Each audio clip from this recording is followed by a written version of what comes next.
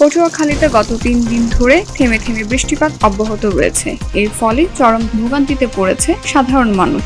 তবে সবচেয়ে বেশি বিপাকে পড়েছে নিম্ন আয়ের দিনমজুর ও খেটে খাওয়া মানুষ। পটুয়াখালী আবহাওয়া অধিদপ্তর বলেছে, সক্রিয় মৌসুমী বায়ুর প্রভাবে উত্তর বঙ্গোপসাগর ও উপকূলীয় এলাকায় গভীর সঞ্চালনশীল মেঘমালা সৃষ্টি অব্যাহত থাকায় এ অবস্থা বিরাজমান। এদিকে কুয়াকাটা সংলগ্ন বঙ্গোপসাগর কিছুটা উত্তাল রয়েছে। নদ নদীর পানি স্বাভাবিক উচ্চতার চেয়ে কিছুটা বৃদ্ধি পেয়েছে। বাতাসের চাপও কিছুটা বেড়েছে, ফলে উপকূলীয় এলাকা দিয়ে ঝড়ো হাওয়া বয়ে যাওয়ার আশঙ্কা রয়েছে।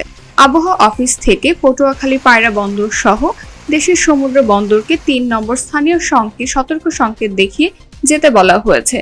সকল মাছ ধরার ট্রলার সমূহকেও উপকূলের কাছাকাছি থেকে সাবধানে চলাচল করতে বলা হয়েছে।